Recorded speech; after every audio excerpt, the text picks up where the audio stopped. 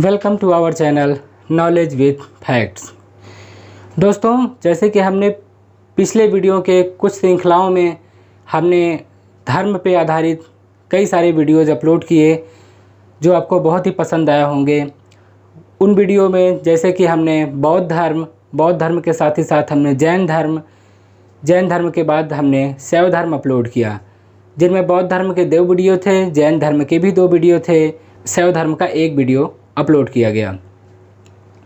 इस्लाम धर्म जो पूरे विश्व में दूसरे स्थान पर सबसे बड़ा धर्म है, आज हम उसी धर्म के बारे में पढ़ेंगे जिसका नाम है इस्लाम धर्म। दोस्तों, अगर आपने हमारे YouTube चैनल पे बौद्ध धर्म से संबंधित जो हमने 2 वीडियो अपलोड किए हैं उसे नहीं देखा है, डिस्क्रिप्शन बॉक्स में उसका लिंक है, आप वहाँ से जाके बौद्ध धर्म के दोनों वीडियो और साथ ही साथ जैन धर्म के 2 वीडियो और उसी के साथ ही साथ एक धर्म पे आधारित एक और वीडियो है जो शैव धर्म से है, उसे ज़रूर जाके देखें। तो सबसे पहले हम यहाँ देखते हैं, ये हमारा आज जो बोर्ड है पूरी तरह से भरा हुआ है। आप लोग भी सोच रहे होंगे कि पूरा बोर्ड भरा हुआ है, आज तो लगता है बहुत बड़ा टॉपिक होने वाला है। दोस्तों, बहुत बड़ा टॉपिक तो नहीं है। फिलहाल इस्लाम धर्म से जितने भी महत्वपूर्ण चीज़ें हैं, जितने भी इम्पॉर्टेंट चीज़ें हैं, हमने उसको इस वाइट बोर्ड पे रखने की कोशिश की है। और जितने भी तथ्य हैं जो इस्लाम धर्म से संबंधित है और जो एग्ज़ाम पॉइंट ऑफ व्यू से ज़रूरी है और जो आपके लिए भी उपयोगी है, जो दैनिक जीवन में आपको कहीं न कहीं किसी न किसी तरीके से पूछा जाता है, उन सारे तथ्यों को हमने इस जगह पे रखा है। उम्मीद है कि आपको इस वीडियो को पूरा देखने के बाद वो जो इस्लाम धर्म से संबंधित हैं उसे आप समझ जाएंगे। तो सबसे पहले हम चलते हैं अपने वीडियो की तरफ। तो हम बारी बारी से एक एक चीज़ों को बहुत ही ध्यानपूर्वक, बहुत ही शार्प माइंडेड होके सिर्फ एक बार आप पूरे वीडियो को देखिएगा। मुझे पूरा विश्वास है कि एक वीडियो ख़त्म होते होते आपको 60-70% तक आपको इस्लाम धर्म के बारे में बहुत सी चीज़ें एक ही झटके में आपको याद हो जाएंगी। जो बाकी कुछ जो 30% बचा हुआ है उसे आप एक बार वीडियो और रिवाइज करिएगा और जो कुछ इम्पॉर्टेंट पॉइंट हैं जैसे जो डेट्स हैं इसे आप नोट कर लीजिएगा। फिर आपको इस्लाम धर्म की तरफ मुड़ने की ज़रूरत नहीं पड़ेगी, उसे आपको रटने की ज़रूरत नहीं पड़ेगी। जैसे कि हमने एक वीडियो में आपसे जिक्र किया था कि दोस्तों, चीज़ों को रटने से बेहतर है कि चीज़ों को समझो। चीज़ों को समझना बहुत ही फ़ायदेमंद होता है, क्योंकि रटा हुआ चीज़ अक्सर दिमाग से उतर जाता है। लेकिन अगर किसी चीज़ को हम अच्छी तरह से समझ लेते हैं, किसी चीज़ को अगर अच्छी तरह से हम अपने दिमाग में बिठा लेते हैं तो वह कभी भी दिमाग से नहीं उतरता है। तो रटने वाली जो परंपरा है वह कक्षा 8 तक ही या लगभग 10 तक ही देखने को मिलती है। मेरे हिसाब से अब अगर आप कॉम्पिटिटिव एग्ज़ाम्स की तैयारी कर रहे हैं तो आप उन चीज़ों को सिर्फ समझिए, जो उसमें ज़रूरी फैक्ट हैं, जो तथ्य हैं, जो डेट्स हैं, जो सन है, उसे आप सिर्फ रटिए। फिलहाल समय ज़ाया ना करते हुए आइए हम अपने चलते हैं अपनी वीडियो की तरफ। तो इस्लाम का जो शाब्दिक अर्थ होता है, इस्लाम का शाब्दिक अर्थ, इस्लाम शब्द जो है वो अरबी भाषा से निकला हुआ है जिसका अर्थ होता है अमन एवं शांति। एक चीज़ यहाँ पे क्लियर हो जाती है कि इस्लाम जो शब्द है वह अरबी भाषा से निकला हुआ है जिसका अर्थ होता है अमन एवं शांति। ये वह जो प्रेषित परंपरा से निकला है। एक और चीज़ यहाँ देखने को मिलती है हमें कि इस्लाम धर्म प्रेषित परंपरा से निकला हुआ है, जिसे एकेश्वरवादी मजहब भी कहते हैं। एकेश्वर का मतलब होता है जिसमें सिर्फ एक हो, जिसमें सिर्फ एक ही लोग की सब पूजा करें, वही हमारा एकेश्वरवाद है। समय समय पर ईश्वर ने देवदूतों को भेजा, तो उसी की श्रृंखला में अभी हम इसके बारे में, देवदूत क्या है, कैसे है, इसके बारे में हम नीचे समझेंगे। फिलहाल हम पॉइंट की तरफ अपने बढ़ते हैं कि अंतिम प्रेषित की शुरुआत 7वीं शताब्दी के अरब में हुई। 7वीं शताब्दी, ना कि ईसा पूर्व, 7वीं शताब्दी, इसे आप ध्यान रखिएगा। शताब्दी मतलब ईस्वी हो गया, ईसा पूर्व मतलब ईसा पूर्व। एडी और बीसी को हमने अपने एक वीडियो में, मेरे हिसाब से शायद बौद्ध धर्म के वीडियो में हमने उसे क्लियर किया था। अगर बीसी और एडी के बीच में अगर आपको थोड़ा भी कन्फ्यूजन हो तो कृपया बौद्ध धर्म का वीडियो आप ज़रूर जाके देखें। तो आइए चलते हैं। अंतिम प्रेषित की शुरुआत 7वीं शताब्दी के अरब में हुई, जबकि कुछ मुसलमान मानते हैं कि इसकी रचना सृष्टि के आरंभ से ही थी। अब यहाँ एक देखिए विरोधाभास देखने को हमें मिल रहा है कि जो साक्ष्य हमारे हैं, जो हमें साक्ष्य, इतिहास जो साक्ष्यों पर आधारित होता है, जो हमारे साक्ष्य हैं वो हमें बता रहे हैं कि 7वीं शताब्दी में इस्लाम धर्म का लगभग 7वीं शताब्दी में इस्लाम धर्म का उद्भव होता है। तो आइए हम तीसरे पॉइंट की तरफ चलते हैं। तो इस्लाम अल्लाह के अंतिम रसूल, इसे आप ध्यान दीजिएगा, इस्लाम अल्लाह के अंतिम रसूल हज़रत मोहम्मद साहब द्वारा मनुष्यों को पहुंचाई गई अवतरित किताब कुरान की शिक्षा पर आधारित है। अब इस्लाम धर्म की यहाँ पे बात हो रही है कि इस्लाम धर्म किससे संबंधित है, वह किस धर्म का, वह किस ग्रंथ का अनुकरण करता है। उस तथ्य को यहाँ दर्शाया गया है कि इस्लाम अल्लाह के अंतिम रसूल कौन थे? हज़रत मोहम्मद साहब। हज़रत मोहम्मद साहब द्वारा मनुष्यों को पहुंचाई गई अवतरित किताब, जिसे हम आसमानी किताब भी कहते हैं, अवतरित किताब कुरान की शिक्षा पर आधारित है तथा इसमें मतलब इसी कुरान में इसमें हदीस, सीरत उन नबी, शरीयत, धर्म ग्रंथ कुरान हैं। मतलब इसमें हदीस भी, सीरत उन नबी भी, शरीयत और धर्म कुरान है। नेक्स्ट पॉइंट की तरफ चलते हैं। इस्लाम धर्म में मुख्यतः 2 संप्रदाय देखने को मिलते हैं, पहला शिया और सुन्नी। लेकिन एक तीसरा संप्रदाय भी है जो प्रमुख संप्रदाय है, वह है इस्लाम धर्म में शिया, सुन्नी और सूफी संप्रदाय प्रमुख हैं। इसे आप ध्यान रखिएगा कि इस्लाम धर्म में शिया, सुन्नी, सूफी समुदाय प्रमुख हैं। इस्लाम का धार्मिक स्थल मस्जिद कहलाता है। जैसे कि हिंदू धर्म में हम जहाँ पे पूजा करते हैं वह मंदिर कहलाता है, उसी तरह इस्लाम धर्म में इनके पूजा का जो स्थल होता है, इनका जो धार्मिक स्थल होता है, उसे हम मस्जिद कहते हैं। यह विश्व का दूसरा सबसे बड़ा धर्म है। ये जो सबसे बड़ी बात है इस्लाम धर्म के लिए, वह विश्व का यह दूसरा सबसे बड़ा धर्म है।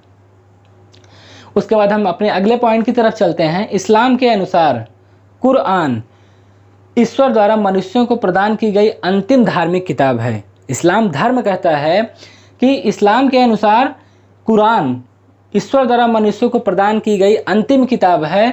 कुरान में 4 और महत्वपूर्ण किताबों का महत्व भी बताया गया है। तो हैं वह चारों किताबें क्या हैं, आइए हम नीचे के पॉइंट्स में देखते हैं। तो ये हमारे कुरान में 4 और जो महत्वपूर्ण किताबों का महत्व है, वह पहला है सहूफ़ इब्राहिमी, जिसे हज़रत इब्राहिम अलैहिस्सलाम को संप्रेषित की गई, लेकिन यह किताब जो है यह लुप्त हो चुकी है, यह नहीं है। दूसरा तौरा हज़रत मूसा अलैहिस्सलाम को, तीसरा जबूर राजा दाऊद अलैहिस्सलाम को, और चौथा इंजील हज़रत ईसा अलैहिस्सलाम को संप्रेषित की गई। उसके बाद हम चलते हैं और इस्लाम धर्म के बारे में समझते हैं कि नबी और रसूल क्या होता है। नबी अक्सर हमको देखने को मिलता है या सुनने को मिलता है कि नबी। आइए हम नबी के बारे में जानते हैं। मनुष्यों के मार्गदर्शन के लिए समय समय पर ईश्वर ने किसी भी व्यक्ति को दूत बनाया जिन्हें नबी कहा गया। संसार में लगभग 1,24,000 नबी ईश्वर द्वारा भेजे गए। इसका आप सीधा शाब्दिक मतलब ये निकाल लीजिए कि ईश्वर द्वारा भेजे गए जो दूत हैं वही नबी कहे गए, और इनकी संख्या लगभग जो इस्लाम धर्म बताती है 1,24,000 के लगभग है। उसके बाद रसूल, हमारा दूसरा पॉइंट आता है रसूल क्या होता है। इस्लाम धर्म में यह भी अक्सर सुनने को मिलता है रसूल। तो रसूल के बारे में जो एक बातें हैं वह इन्हीं नबियों से संबंधित हैं। जो ये नबी होते हैं इन्हीं से संबंधित रसूल है। अब रसूल किसे कहते हैं, आइए उसे देखते हैं। जिन नबियों को ईश्वर ने स्वयं शास्त्र व धर्म की पुस्तकें प्रदान की वह रसूल कहलाए। आई बात समझना। नबी 1,24,000 जिन्हें ईश्वर ने पृथ्वी पर भेजा, और रसूल उन्हीं 1,24,000 में जिन्हें ईश्वर ने धार्मिक पुस्तक और किताबें संप्रेषित की वह हमारे रसूल कहलाए। देखिए मोहम्मद सल्लल्लाहु अलैहि वसल्लम भी इसी कड़ी के एक भाग थे। उनको जो पुस्तक प्रदान की गई वह कुरान मजीद थी। ठीक है, मतलब हज़रत मोहम्मद साहब को जो किताब, जिसे आसमानी किताब कहा जाता है, उन्हें संप्रेषित की गई वह कुरान के नाम से थी। उसके बाद हम और आगे चलते हैं। यौन अल क़ियामा, इस्लाम धर्म में एक और शब्द अक्सर देखने को मिलता है कि यौन अल क़ियामा क्या होता है। यौन अल क़ियामा का मतलब होता है क़यामत, जिसे हम हिंदी में प्रलय कहते हैं। उसी को उर्दू की भाषा में, अरबी भाषा में यौन अल क़ियामा कहा जाता है, जिसका हिंदी अर्थ होता है क़यामत। अब इस्लाम धर्म कहता है कि यौन अल क़ियामा इस्लाम धर्म में भी ब्रह्मांड का अंत प्रलय के दिन माना जाता है। इस्लाम धर्म कहता है कि इस धरा पर, इस पृथ्वी पर भी एक दिन प्रलय आएगा। यह इस चीज़ में अपना विश्वास जताता है कि इस्लाम धर्म कहता है कि ब्रह्मांड का अंत प्रलय के दिन माना जाता है। ईश्वर ही संसार को समाप्त करेगा, वह इस्लाम धर्म मानता है, परंतु इसकी तिथि सिर्फ ईश्वर के पास ही सुरक्षित है। अर्थात इस्लाम धर्म में इसका कहीं जिक्र नहीं है कि पृथ्वी पर प्रलय किस दिन आएगा, क्योंकि उसकी तिथि ईश्वर के पास सुरक्षित है। इस्लामिक मतानुसार मृतकों को पुनः जीवित किया जाएगा।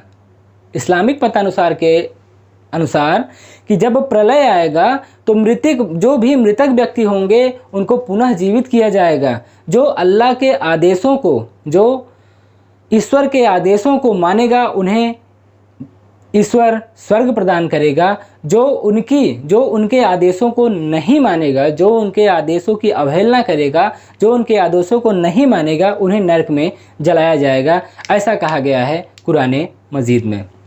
तो यहाँ तक कि इस कॉलम की जो बातें हैं मेरे हिसाब से आपको समझ में आ गई होंगी। अभी फ़िलहाल वीडियो के लास्ट में जब वीडियो ख़त्म होगा तो उसे हम फिर से एक बार इसे देखेंगे ताकि आप अच्छी तरह से समझ जाएं। तो आइए हम चलते हैं अपने अगले पड़ाव की तरफ। तो उसी इस्लामिक भाषा के ही क्रम में जो इस्लाम के कुछ महत्वपूर्ण शब्द होते हैं, उसी के क्रम में हम देखते हैं तकदीर। इस्लाम धर्म में विश्वास करने वाले मुसलमान तकदीर में बहुत विश्वास करते हैं। भाग्य का अर्थ ईश्वर भूत वर्तमान भविष्य के बारे में सब कुछ जानता है। कोई भी घटना उसके बगैर नहीं घट सकती है। इस्लामिक मतानुयायी इस्लाम धर्म यह मानता है कि इस्लाम धर्म में तकदीर का बहुत अहमियत होता है, तकदीर की बहुत अहमियत होती है, क्योंकि वह पूर्ण विश्वास है कि ईश्वर भूत वर्तमान भविष्य वह तीनों को देखता रहता है। बिना उसके आदेश के कुछ भी होने वाला संभव नहीं है। इस्लाम के स्तंभ, अब हम इस्लाम के स्तंभ, इस्लाम क्या बेस क्या है, इस्लाम क्या जो बेस ऑफ पॉइंट है वह क्या है, आइए हम उसके बारे में जानते हैं कि इस्लाम का स्तंभ क्या है। अब सबसे इसमें 5 चीज़ें हमें सबसे ज़्यादा जो सबसे इम्पॉर्टेंट हैं, जो इस्लामिक धर्म की 5 चीज़ें हैं जो बहुत ही इम्पॉर्टेंट हैं, हम उसके बारे में जिक्र करेंगे। पहला होता है तौहीद, दूसरा होता है नमाज, तीसरा होता है रोज़ा, चौथा होता है ज़कात, पांचवा होता है हज। अब ये तो उर्दू शब्द हैं, शायद कि कुछ दोस्तों को ये ना समझ में आए कि तौहीद क्या है, नमाज क्या है, रोज़ा क्या है, ज़कात क्या है, हज क्या है। हालांकि 1-2 शब्द तो आसानी से समझ में आ जा रहे हैं कि रोज़ा क्या है, हज क्या है। फिलहाल आइए हम सब कुछ आपको समझाते हैं। इस्लाम के जो स्तंभ है वो 5 भागों में बांटे गए हैं। पहला हमारा है तौहीद। तौहीद का मतलब एकेश्वरवाद, जो हमने सबसे पहले यहाँ ऊपर ही देखा कि एकेश्वरवादी धर्म है। तो तौहीद मतलब एकेश्वरवाद, सिर्फ और सिर्फ आप अल्लाह की पूजा करें, अल्लाह की ही प्रार्थना करें, यही हमारा इस्लाम धर्म का पहला स्तंभ है। जो दूसरा हमारा इस्लामिक स्तंभ है वह है नमाज। नमाज जैसे कि हिंदू धर्म में हम पूजा करते हैं, तो उसी तरह इस्लाम धर्म में 5 वक्त के नमाज के बारे में बताया गया है। तो वह दूसरा स्तंभ है नमाज। नमाज का मतलब होता है पूजा करना। तीसरा जो होता है रोज़ा मतलब उपवास करना। रमज़ान के महीने में उपवास रखा जाता है जिसे हम रोज़ा कहते हैं, इस्लाम धर्म उसे रोज़ा कहता है। ज़कात, अब ज़कात क्या होता है? ज़कात का हिंदी मतलब होता है दान करना। अपनी कमाई का कुछ अंश दान करना ही ज़कात कहा जाता है। इस्लाम धर्म में ज़कात को बहुत ही महत्वपूर्ण बताया गया है। तो उसी की श्रृंखला में, इस्लाम के स्तंभ की श्रृंखला में जो हमारा 5वां सबसे महत्वपूर्ण तथ्य है वह है हज। हज माने तीर्थ यात्रा करना। हज का मतलब हो गया तीर्थ यात्रा करना। तो ये तो यहाँ तक जो हो गया, यहाँ तक हमने जो पूरा देखा, अभी तक हमने आपको जो भी समझाया वह एक इस्लाम धर्म के बारे में एक ब्रीफ स्टोरी है कि इस्लाम का उद्भव कैसे हुआ, इस्लाम का शाब्दिक अर्थ क्या होता है, इस्लाम धर्म में कौन कौन से विघटन हुए, किस किस तरह के संप्रदाय हुए, और इस्लामिक कुछ भाषाएं हैं, इस्लामिक कुछ किताबें हैं जो बहुत ही महत्वपूर्ण थी, जो कुरान से संबंधित थी। इस्लामिक भाषा में नबी और रसूल हमने समझा, यौम अल क़ियामा समझा और तकदीर समझा। हालांकि हमने अभी बहुत कुछ छोड़ा हुआ है, लेकिन जो ज़रूरी है, जो बहुत ही इम्पोर्टेंट लगा, वो हमने सब कुछ आपके सामने रखा। अब आइए चलते हैं इस्लाम धर्म की तरफ, इस्लाम धर्म में हज़रत मोहम्मद साहब के जन्म की तरफ। इस्लाम धर्म के कुछ मतानुयायी तो शुरुआत से ही मान रहे हैं कि सृष्टि के जन्म के समय ही इस्लाम धर्म का विकास हुआ था, लेकिन हम तथ्यों पर ध्यान देते हैं। तो इस्लाम धर्म के संस्थापक जो थे वह हज़रत मोहम्मद साहब थे। इस्लाम धर्म के संस्थापक हज़रत मोहम्मद साहब थे, जिनका जन्म 570 ईस्वी में मक्का में हुआ था। हज़रत मोहम्मद साहब का जन्म 570 ईस्वी में मक्का में हुआ था। ये बात आप ध्यान से रखिएगा कि इस्लाम धर्म के संस्थापक जो हैं हज़रत मोहम्मद साहब थे, और इनका जन्म जो है 570 ईस्वी में कहाँ हुआ था? मक्का में हुआ था। अब दूसरे पॉइंट की तरफ हम बढ़ते हैं। हज़रत मोहम्मद साहब के पिता और माता का नाम क्या था? देखिए, जो बहुत ज़रूरी चीज़ें हैं उसे आप ज़रूर नोट करके रखिएगा, थोड़ा सा ध्यान दे दीजिएगा, कुछ भी आपको रटने की ज़रूरत नहीं है। एक बहुत ही अच्छे तरीके से हम कोशिश कर रहे हैं कि आपको कहानी की तरह समझाएं, क्योंकि कहानी कभी भूलता नहीं है। कोई अगर इंटरेस्टिंग कहानी अगर सुन ली जाए तो कभी दिमाग से उतरता नहीं। तो पूरी मेरी कोशिश है कि आपको ये पूरा वीडियो कहानी की तरह बताया जाए, ताकि आपके दिमाग में वह पूरी तरह से बैठ जाए। तो हज़रत मोहम्मद साहब के पिता का नाम अब्दुल्ला था। हज़रत मोहम्मद साहब के पिता का नाम अब्दुल्ला था और उनकी माता का नाम अमीना था। ये दो पॉइंट यहाँ पे बहुत ही ज़रूरी हैं कि हज़रत मोहम्मद साहब के पिता का नाम अब्दुल्ला था, उनकी माता का नाम अमीना था। अब अगले पॉइंट की तरफ हम बढ़ते हैं कि हज़रत मोहम्मद साहब को 610 ईस्वी में, हज़रत मोहम्मद साहब को 610 ईस्वी में, ये 610 ईस्वी आप ध्यान रखिएगा, ठीक है। हज़रत मोहम्मद साहब को 610 ईस्वी में मक्का के पास हीरा नामक गुफा में ज्ञान की प्राप्ति हुई। कब हुई? 610 ईस्वी में। कहाँ हुई? हीरा नामक गुफा में। हीरा नामक गुफा आपको स्क्रीन पे दिख रहा होगा, यही है हीरा नामक गुफा, जहाँ पे हज़रत मोहम्मद साहब को ज्ञान की प्राप्ति हुई थी। तो उसके बाद वाले पॉइंट पे हम चलते हैं कि 24 सितंबर 622 ईस्वी को, देखिए जो डेट्स हैं उसको आपको एक दो बार ज़रूर देखना होगा ताकि वह डेट आपको क्लियर हो जाए। तो ये देखिए आप अगले पॉइंट पे 24 सितंबर, डेट आप ज़रूर ध्यान रखिएगा। 24 सितंबर 622 ईस्वी को पैगंबर के मक्का से मदीना की यात्रा इस्लाम जगत में मुस्लिम संवत हिजरी संवत के नाम से जाना जाता है। हिजरी संवत की शुरुआत कहाँ से हुई? तो उसका ये जवाब है कि 24 सितंबर 622 ईस्वी को पैगंबर में मक्का से मदीना की यात्रा इस्लाम जगत में मुस्लिम संवत हिजरी संवत के नाम से जाना जाता है। हिजरी संवत जैसे हिंदू धर्म में कैलेंडर पंचांग होता है, उसी तरह इस्लामिक कैलेंडर को हम हिजरी संवत या हिजरी संवत के नाम से जानते हैं। उनका इस्लामिक कैलेंडर होता है जो हिजरी संवत को पूरी तरह से फॉलो करता है। उसके बाद वाले पॉइंट पे हम देखते हैं कि मोहम्मद की शादी 25 वर्ष की ही अवस्था में कर दी गई थी। यह भी एक डेट है जिसे आप याद रखिएगा कि मोहम्मद साहब का विवाह 25 वर्ष की ही अवस्था में कर दी गई थी। उनका विवाह एक विधवा के साथ किया गया था जिसका नाम खदीजा था। अब शादी हुई तो कुछ समय पश्चात उनको पुत्री भी हुई। तो आइए हम बहुत समय ना गंवाते हुए अगले पॉइंट की तरफ चलते हैं। मोहम्मद की पुत्री का नाम फातिमा एवं उनके दामाद का नाम अली था। मोहम्मद साहब की एक पुत्री थी जिसका नाम फातिमा था। मोहम्मद साहब की पुत्री का नाम फातिमा था और उनके दामाद का नाम अली था। देवदूत जब्रियल, एक देवदूत थे जिनका नाम जब्रियल था, ने मोहम्मद साहब को कुरान अरबी भाषा में संप्रेषित की। अभी संप्रेषित करने वाली बात पे अभी हमने नबी और रसूल के बारे में जहां आपको बताया, वहां पे हमने पढ़ा कि रसूल किसे कहते हैं? जिन्हें धार्मिक किताब संप्रेषित की जाए वह हमारे रसूल हुए। तो वही चीज़ यहाँ पे है, देवदूत जब्रियल ने मोहम्मद साहब को कुरान अरबी भाषा में संप्रेषित की। ठीक है, उसके बाद वाले पॉइंट पे हम चलते हैं। कुरान इस्लाम का सबसे पवित्र ग्रंथ है जिसे हम सभी जानते हैं। मोहम्मद साहब ने कुरान की शिक्षाओं का उपदेश दिया। मोहम्मद साहब ने उन्हीं कुरान की शिक्षाओं का चारों तरफ टहल टहल के उपदेश दिया। अब लास्ट में जो मोहम्मद साहब से संबंधित जो फैक्ट है वह है मोहम्मद साहब की मृत्यु 8 जून 623 ईस्वी। इसे आप याद रखिएगा।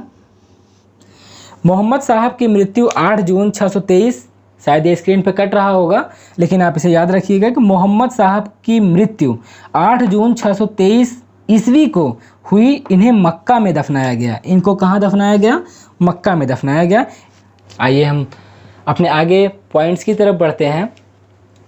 तो मोहम्मद साहब की मृत्यु के बाद इस्लाम 2 वर्गों में विभाजित हो गया। जैसे ही मोहम्मद साहब की मृत्यु होती है, इस्लाम धर्म जो है 2 वर्गों में विभाजित हो गया, जिसमें पहला शिया और दूसरा सुन्नी। अब आपके मन में एक बात आई होगी कि शिया और सुन्नी क्या है, तो आइए हम चलते हैं, आपको बताते हैं कि शिया और सुन्नी क्या है। सुन्नी, सबसे पहले हम सुन्नी को समझते हैं कि सुन्नी संप्रदाय क्या है।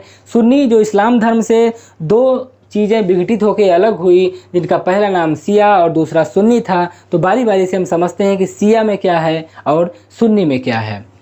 सुन्नी उन्हें कहते हैं जो सुन्ना में विश्वास करते हैं। अब सुन्ना क्या है? आप तो सोच रहे हैं कि सुन्नी से अभी सुन्ना हो गया, तो घबराइए नहीं। सुन्नी उन्हें कहते हैं जो सुन्ना में विश्वास करते हैं। सुन्ना पैगंबर साहब के कथनों तथा कार्यों का विवरण है। अब ध्यान दीजिएगा, सुन्नी उन्हें कहते हैं जो सुन्ना में विश्वास करते हैं। सुन्ना पैगंबर साहब के कथनों तथा कार्यों का विवरण है। ठीक है। इस्लाम के सबसे बड़े संप्रदाय सुन्नी संप्रदाय को मानने वाले मुस्लिम हैं।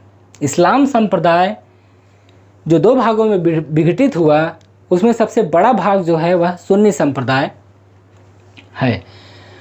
सुन्नी इस्लाम को अहले सुन्नत वल जमात या संक्षिप्त में अहल अस सुन्नाह भी कहते हैं। जैसे कि इस्लाम 2 भागों में विघटित हुआ, पहला सुन्नी जो सबसे बड़ा भाग था और दूसरा शिया।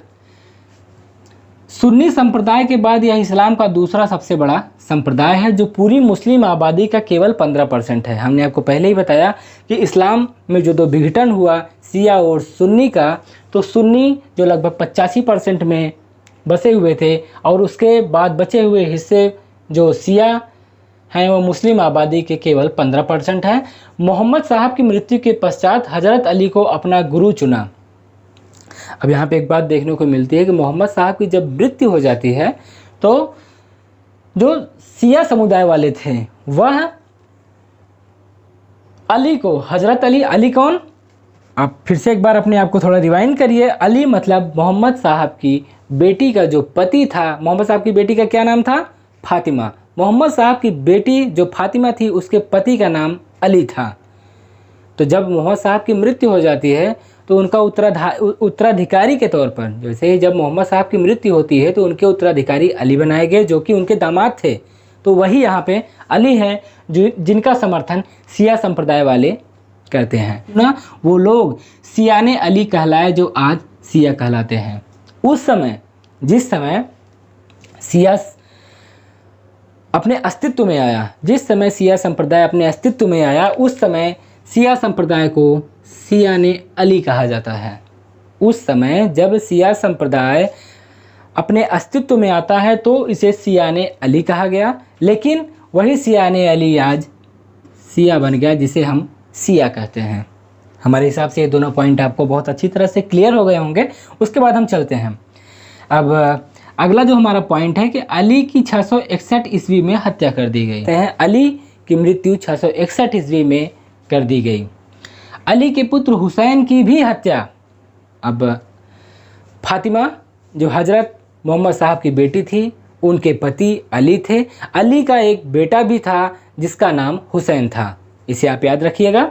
तो अली की 661 ईस्वी में हत्या कर दी गई। अली के पुत्र हुसैन की हत्या 680 ईस्वी में, इसे आप ध्यान रखिएगा क्योंकि यहाँ से कुछ क्वेश्चन बनते हैं कभी कभी। तो अली की, फिर से आप इसे देख लीजिए, अली की 661 ईस्वी में हत्या कर दी गई। अली के पुत्र हुसैन की हत्या 680 ईस्वी में करबला शब्द अधिकतर देखने को मिलता है। तो करबला कहाँ है? इराक में। फिर से इसे देखिए, अली की 661 ईस्वी में हत्या कर दी गई। अली के पुत्र हुसैन की हत्या 680 ईस्वी में करबला इराक नामक स्थान पर कर दी गई। इन दोनों की हत्या ने शिया को निश्चित मत का रूप दे दिया। आइए फिर आगे चलते हैं। पैगंबर मोहम्मद साहब के उत्तराधिकारी खलीफा कहलाए। जैसे कि जब मोहम्मद साहब की मृत्यु हुई तो सबसे पहले अली उनके उत्तराधिकारी बने। तो उत्तराधिकारी जो बने उनके लिए एक उपाधि रखी गई जिसे खलीफा कहा गया है। इस्लाम जगत में खलीफा पद, अब इस्लाम जगत में खलीफा पद कब से लेके कब तक चला उसके बारे में हम जानते हैं कि इस्लाम जगत में खलीफा पद 1924 ईस्वी तक रहा। यहाँ ध्यान दीजिएगा, ये अक्सर एग्जाम में पूछा जाता है। इस्लाम जगत में खलीफा पद 1924 ईस्वी तक रहा। 1924 ईस्वी में इसे तुर्की के शासक मुस्तफ़ा कमाल पाशा, इसे आप ध्यान रखिएगा, नाम ध्यान रखिएगा और खासकर डेट जरूर याद रखिएगा। खलीफा पद किसने समाप्त किया, इसे आप एकदम अपने दिमाग में रखिए कि खलीफा पद तुर्की के शासक मुस्तफ़ा कमाल पाशा ने समाप्त किया। अब आइए आगे बढ़ते हैं। इब्न इसाक ने सर्वप्रथम पैगंबर साहब का जीवन चरित्र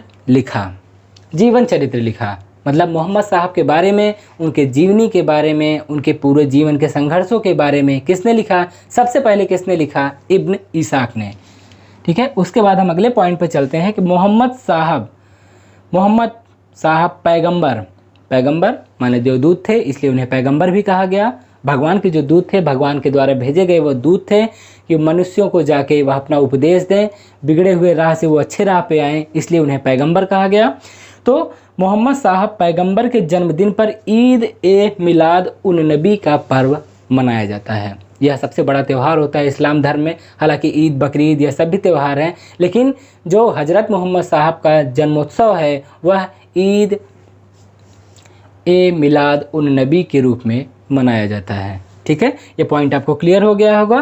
भारत में सर्वप्रथम इस्लाम का आगमन अरबों के जरिए हुआ 712 ईस्वी में। तिथि आप याद रखिएगा, सन याद रखिएगा, 712 ईस्वी में। ये इसे हम अंडरलाइन कर दे रहे हैं, आप ध्यान दीजिएगा।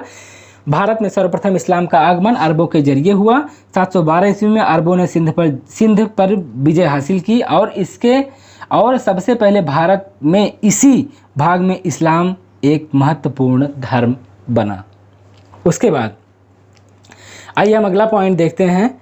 एक बात हम आपको और बता दें कि हमने अधिकतर देखा होगा कि जो मुस्लिम धर्म का पालन करते हैं वह अक्सर नमाज पढ़ते वक्त पश्चिम दिशा की तरफ क्यों मुख कर लेते हैं। तो उसका एक सबसे बड़ा रीज़न है। आइए हम उसको आपको समझाते हैं कि मुस्लिम जो नमाज अदा करते हैं वह मक्का की तरफ मुँह करके नमाज अदा करते हैं। मक्का हमारा पश्चिम दिशा में है, उधर मुँह करके नमाज अदा करते हैं और उस दिशा को, उस स्थान को, जिस दिशा में हम मुँह उधर करके नमाज अदा करते हैं उसको इस्लाम धर्म में किबला कहा जाता है। क्या कहा जाता है? किबला कहा जाता है। आइए उसे हम पॉइंट की तरफ देखते हैं। नमाज के दौरान मुसलमान मक्का की तरफ मुँह करके खड़े होते हैं। ठीक है, मक्का किधर है? पश्चिम दिशा की ओर है। नमाज के दौरान मुसलमान मक्का की तरफ मुँह करके खड़े होते हैं। भारत से मक्का पश्चिम की ओर पड़ता है। ठीक है, इसे आप ध्यान रखिएगा, भारत से मक्का पश्चिम की ओर पड़ता है। मक्का की ओर की दिशा को इस्लाम धर्म में किबला कहा जाता है। अभी थोड़ी देर पहले हमने आपको बताया, वही चीज़ यहाँ इस पॉइंट में है। मक्का की तरफ मुँह करके नमाज अदा की जाती है। मक्का हमारा किधर है? और पश्चिम दिशा की तरफ है, और उस दिशा को इस्लाम धर्म में किबला कहा जाता है। तो यह हमारा इस्लाम धर्म से पूरा वीडियो हो गया। मुझे पूरी उम्मीद है कि इस वीडियो के अलावा जितने भी यहाँ पे इस बोर्ड पे तथ्य लिखे गए हैं, जितनी भी चीज़ें यहाँ पे लिखी गई हैं, मेरे हिसाब से किसी भी एग्ज़ाम में इससे बाहर इस्लाम धर्म से मैं गारंटी लेता हूँ कि इसके बाहर आपको कहीं भी कुछ देखने को नहीं मिलेगा। किसी भी परीक्षा में इस्लाम धर्म का यह पूरा निचोड़ इस पूरे वाइट बोर्ड पे मैंने रखा है। मुझे पूरा विश्वास है कि आपको बहुत ही पसंद आएगा। फिलहाल समय ना गंवाते हुए आइए हम फिर से एक बार बहुत ही तेज़ी के साथ पूरा इस्लाम धर्म एक बार हम फिर से समझ लेते हैं, ताकि यह आपके दिमाग में एक अच्छी छाप छोड़ दे, ताकि उसे आप भूल ना सकें। सबसे पहले शाब्दिक अर्थ, इस्लाम का शाब्दिक अर्थ। इस्लाम का मतलब होता है, जो अरबी भाषा से निकला हुआ होता है, उसका मतलब होता है अमन एवं शांति, जो प्रेषित परंपरा से निकला है, जिसे एकेश्वरवादी मजहब भी कहते हैं। अंतिम प्रेषित की शुरुआत 7वीं शताब्दी के आरंभ में हुई, जबकि कुछ मुसलमान मानते हैं कि इसकी रचना सृष्टि के आरंभ में से ही थी। अगले पॉइंट में, इस्लाम अल्लाह के अंतिम रसूल हज़रत मोहम्मद साहब द्वारा मनुष्यों को पहुंचाई गई और अवतरित किताब कुरान की शिक्षा पर आधारित है तथा इसमें हदीस, सीरतुन्नबी, शरीयत धर्म ग्रंथ कुरान है। इस्लाम धर्म में शिया, सुन्नी, सूफी प्रमुख संप्रदाय हैं। इस्लाम का धार्मिक स्थल मस्जिद कहलाता है। यह विश्व का दूसरा सबसे बड़ा धर्म है। इस्लाम के अनुसार कुरान ईश्वर द्वारा मनुष्यों को प्रदान की गई अंतिम धार्मिक किताब है। कुरान में 4 और महत्वपूर्ण किताबों का महत्व है। पहला, सहूफ इब्राहिमी, तौराह, जबूर और इंजील। सहूफ इब्राहिमी हज़रत इब्राहिम अलैहिस्सलाम जो की किताब यह लुप्त हो चुकी है, और तौराह हज़रत मूसा अलैहिस्सलाम, और तीसरा जबूर जिसे राजा दाऊद को संप्रेषित की गई, राजा दाऊद अलैहिस्सलाम, और चौथी किताब इंजील हज़रत ईसा अलैहिस्सलाम को संप्रेषित की गई। अब नबी और रसूल क्या होता है उसके बारे में जानते हैं। मनुष्यों में मार्गदर्शन के लिए समय समय पर ईश्वर ने किसी भी व्यक्ति को दूत बनाया और जिन्हें नबी कहा गया। संसार में लगभग 1,24,000 नबी ईश्वर द्वारा भेजे गए। रसूल क्या है? जिन नबियों को ईश्वर ने स्वयं शास्त्र और धर्म की पुस्तकें प्रदान की वह रसूल कहलाए। हम अपने अगले पॉइंट की तरफ चलते हैं। मोहम्मद सल्लल्लाहु अलैहि वसल्लम भी इसी कड़ी के एक भाग थे। उनको जो पुस्तक प्रदान की गई वह कुरान थी। अब यौन अल कियामा क्या होता है उसके बारे में हम जान लेते हैं। कयामत, यौन अल कियामा का मतलब होता है कयामत। इस्लाम धर्म में भी ब्रह्मांड का अंत प्रलय के दिन माना जाता है। ईश्वर एक संसार को समाप्त करेगा, परंतु इसकी तिथि ईश्वर के पास है। इस्लामिक मतानुसार मृतकों को पुनः जीवित किया जाएगा। अल्लाह के आदेशों को मानने वालों को स्वर्ग मिलेगा और जो आदेशों को नहीं मानेंगे उन्हें नरक में जलाया जाएगा। अगले पॉइंट की तरफ चलते हैं। तकदीर, मुसलमान भाग्य में विश्वास करने वाले होते हैं। भाग्य का अर्थ ईश्वर भूत, वर्तमान, भविष्य के बारे में सब कुछ जानता है। कोई भी घटना उसके बगैर नहीं घट सकती। इस्लाम के जो स्तंभ हैं, जो इस्लाम में 5 महत्वपूर्ण चीज़ें हैं जो इस्लाम धर्म का स्तंभ कहा गया है, वह है तौहीद। तौहीद का हिंदी अर्थ होता है एक ईश्वर, नमाज, पूजा, रोजा, उपवास, ज़कात, दान करना, हज, और हज का मतलब होता है तीर्थ यात्रा करना। इस्लाम धर्म के संस्थापक हज़रत मोहम्मद साहब थे। इनका जन्म 570 ईस्वी में मक्का में हुआ था। हज़रत मोहम्मद साहब के पिता का नाम अब्दुल्ला और माता का नाम अमीना था। हज़रत मोहम्मद साहब को 610 ईस्वी में मक्का के पास हीरा नामक गुफा में ज्ञान की प्राप्ति हुई थी। 24 सितंबर 622 को पैगंबर के मक्का से मदीना की यात्रा इस्लाम जगत में मुस्लिम संवत, हिजरी संवत के नाम से जाना जाता है। मोहम्मद की शादी 25 वर्ष की अवस्था में खदीजा नामक विधवा से हुई थी। मोहम्मद की पुत्री का नाम फातिमा एवं दामाद का नाम अली था। देवदूत जब्रियल ने मोहम्मद साहब को कुरान अरबी भाषा में संप्रेषित की। कुरान इस्लाम का पवित्र ग्रंथ है। मोहम्मद साहब ने कुरान की शिक्षाओं का उपदेश दिया। मोहम्मद साहब की मृत्यु 8 जून 632 ईस्वी को हुई। इन्हें मक्का में दफनाया गया। आइए हम अगले पॉइंट्स की तरफ चलते हैं। मोहम्मद साहब की मृत्यु के बाद इस्लाम 2 वर्गों में विभाजित हो गया। पहला, सुन्नी उन्हें कहते हैं जो सुन्ना में विश्वास करते हैं। सुन्ना पैगंबर साहब के कथनों एवं कार्यों का विवरण है। इस्लाम के सबसे बड़े संप्रदाय सुन्नी संप्रदाय को मानने वाले मुस्लिम हैं। सुन्नी इस्लाम को अलह सुन्नत वल जमात या संक्षिप्त में अहल अस्सुन्ना भी कहते हैं। ठीक है। शिया सुन्नी संप्रदाय के बाद इस्लाम का दूसरा सबसे बड़ा संप्रदाय है जो पूरी मुस्लिम आबादी का केवल 15% है। मोहम्मद साहब की मृत्यु के पश्चात हज़रत अली को अपना गुरु चुना। वो लोग शियाने अली कहलाए जो आज वर्तमान में शिया कहे जाते हैं। अली की 661 ईस्वी में हत्या कर दी गई। अली के पुत्र हुसैन की भी हत्या 680 ईस्वी में करबला इराक नामक स्थान पर कर दी गई। इन दोनों हत्या ने शिया को निश्चित मत का रूप दे दिया।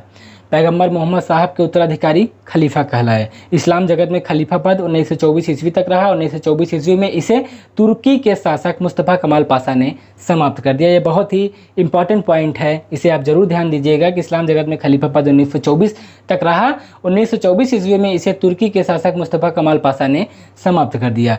इब्न इसाक ने सर्वप्रथम पैगंबर साहब का जीवन चरित्र लिखा। मोहम्मद साहब पैगंबर के जन्मदिवस पर ईद ए मिलाद उन नबी का पर्व मनाया जाता है। भारत में सर्वप्रथम इस्लाम का आगमन अरबों के जरिए हुआ।